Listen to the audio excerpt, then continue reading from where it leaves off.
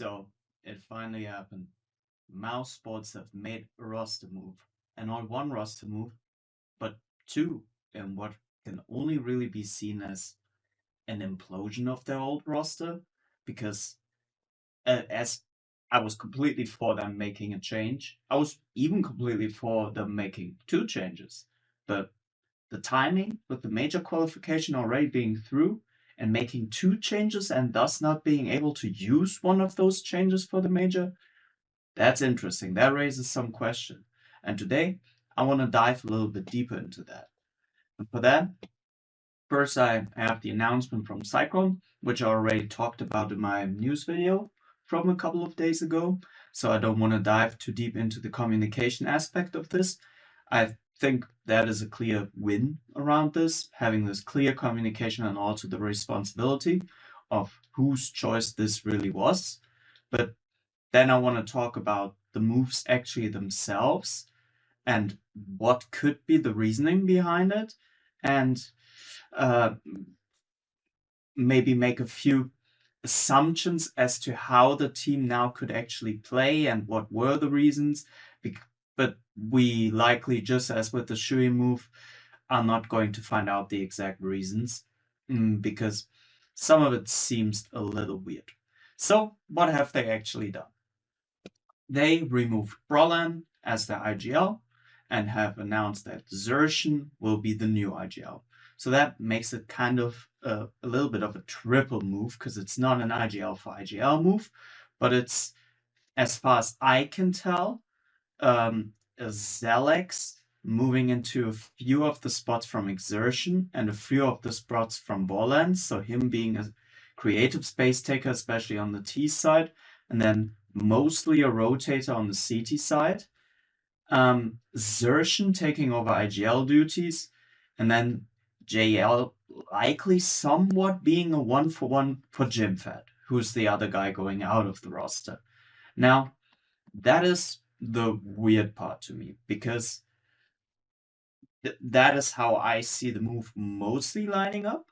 But then again, for the major, they have made the choice of, because they can only use one of these new players, and they chose to play Zelex, which I can understand since he's the higher, supposed to be the higher firepower piece. He's the young guy who needs the confidence, needs the play in the higher tier, so I understand it. Also, JL's only on loan, so it's not been clearly stated that after the major he will necessarily stay.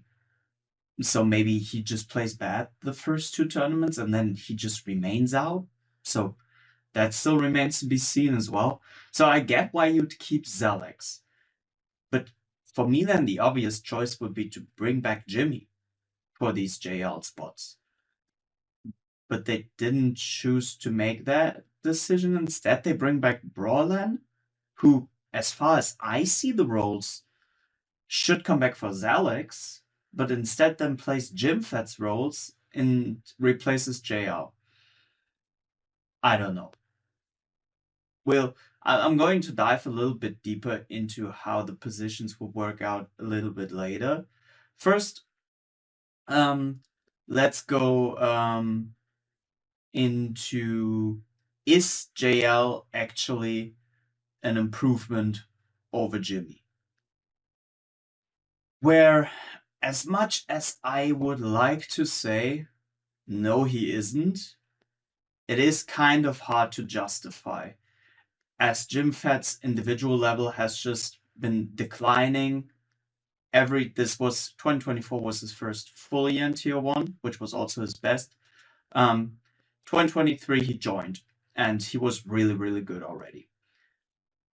And then 2024, which was his best full year, but ever since then, he's just been declining. And by now, with those lurky T-side roles that he occupies, like sometimes Spinks, some of them, they have some switches between them, that he's pretty much average stats-wise. I know that on some of the anchoring spots, he still gets above average output, but he's not individually been that great. And JL, obviously hasn't played for a while, but during that stand-in for Liquid, which fortunately is not seen here, let's wait a second here. 2026. During that stand-in, he was cooking. And yes, as much as I prefer Jim Fat's playstyle when it's working and his approach to the game, JL has to be considered a clear firepower upgrade. Then uh, there's also the obvious advantage that he's going to try to showcase that they're actually human beings, which awesome, great. Uh, love to find out how he's going to do that. But I think what he's trying to address is the more or less, or just to put it in older terms, the uncool reputation of mouse boards. And he brings like a bit of freshness, a cooler approach, more interesting approach that might give the team a little more spice. Also, he seems to be generally a guy that's kind of in a good mood and raises the spirits, which is something that Mouse needed because they only had Toji doing that. So now having someone else kind of being the hype man and keeping the mood up, I can see some advantages in that. Then obviously the firepower replacement for in Zelex for Brolin is hard to assess. Zelex looks like an absolute banger in the Mouse Academy, Mouse NXT. And obviously he should frag more than Brolin. But there's a lot of changes with this, given that he will likely switch some spots with exertion, and then exertion has to call as well. So he will likely get a little worse. Then there is that elevation aspect of the higher level and the higher expectations. So yes, this should be a clear firepower upgrade, but you don't really know how it will play out on a server given the highest pressure scenarios. But on the other hand, Mouse is already shit at high pressure scenarios. So what gives? Um, Once again, I think the weird choice about this is um, is the timing. The timing of the double move and not bringing Jimmy back in. Because as you can see here via Nero from HLTV, his positions database, um, Jimfat was mostly an anchor, largely the smaller side anchor, and a lurker. And when you go into the positions, CT side, he already put in Mouse as well, the new guys, and the positions that they used to play in their old teams. You can see that JL partially fits that. But uh, so that is to me the pretty clear replacement. That is the largest role overlap because as you can see with Zelex, he either plays the bigger sides or rotation spots, star player spots. Um, and I maybe they've made the choice just like they did when Zelex stood in that one time a long time ago to put him in those more supportive roles, but that would be a decision I wouldn't really be able to get behind because it would also involve changing JL spots, and then why are you getting JL really? So likely Brolin will just for that one major play roles that he never really plays otherwise, which kind of sacrifices the major for them, which also since they are technically a German org is a little bit sad, right? When the major finally goes to Germany and then you don't even have a team. So it seems that they kind of waited out the timing to make their roster move, and now they for some reason cannot field Jimmy. They don't think it's feasible, so they had to make the double move, and they cannot even bring Jimmy back for this tournament. Then there's some clear role issues in general, as you can see, especially on Mirage, because JL on Navi was not the classic anchor support player on every map, because I mean, on T side he generally lurks more anyways, but on CT side also, Navi had a setup where sometimes he would anchor, sometimes he'd have more playmaking spots, so it was switched between maps. And this creates this scenario right here where Zelex, JL, and Spinks, all in their last lineups, played B short. My overall assumption would be that maybe JL now goes to the side anchor, Spinks keeps his spot, and then Zelex either takes over connector or he plays A and then switches up with exertion, where they maybe sometimes the one guy goes to A side, the other guy goes to side. They make it kind of spawn dependent, and when they call plays, they play together anyways and push together. So you have some of those positions. Side on Nuke, what I would do is I especially with the exertion IGL move, I would put my confidence in Zelex and just give him these spots. But we don't really know how that's going to transpire.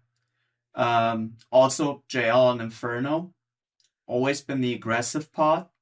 That is one of Exertion's best spots. It's also one of the spots that an IGL can actually play. So we will see. There's a lot of questions to be asked. So for the short term, they will have to make a lot of adaptations, maybe also some trial and error. Maybe JL even goes out again. So this is not a clear cut 2-for-2 within the same roles where you're like, okay, they can easily take over those spots. They're just a firepower upgrade. There's a lot of shifting and changing that has to happen with this lineup. On T side, on the other hand, well, we face the same issue in regards to the major, with JL also playing these kind of like semi-lurky spots where he was sometimes supporting a little bit, sometimes being an aggressive part, and sometimes just being an outright lurker. So there we have that issue again, how they kind of put that in place with Spinks, but they also had that issue with Jimmy for this entire time. But it's not a clear solution to that issue, where sometimes Jimmy was lurking, sometimes Spinks was lurking. There is that same thing kind of happening here too. And for the major, obviously, Brolin was the main space taker, and JL is a space taker sometimes, but primarily more an extremity player. So major will be rough. Major will be rough. The other parts around this move are obviously, what are Jimmy and Brolin going to do from here on out? I don't really see the Brolin IGL experiment as having been that successful.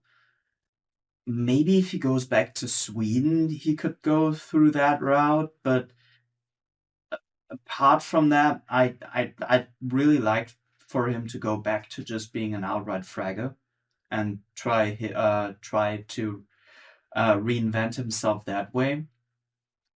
But Jimmy, this is the worst timing ever. His stock was so high. Falcons wanted him, according to rumors, multiple times. I think so many teams would have taken him with arms wide open, and now it's just his stats are as bad as they've ever been. There is that same kind of weirdness that was around the Shui cut. So it remains to be seen. Maybe Falcons are still hot after his heels and they play the major, they don't win the major, and they do the classic Falcons, and it's like, okay, Texas, there you go. Was nice. we want to have Jimmy here, and then they cut him. I don't really see it. Don't see it happening now with how it's gone the last few months for Jimmy. So, as it stands for Mouz, it is definitely exciting, and it will certainly make people excited for Mouz again, which is something that's really cool. I'm going to be watching way more attentively instead of as the stages get bigger, just going, okay, yeah, but at some point Mouz is losing this game, aren't they? So, but it could also become a scenario where now they might not even make those big games. So exciting times ahead, and I like that Cyclone took the accountability, and now we will be able to judge for ourselves, won't we?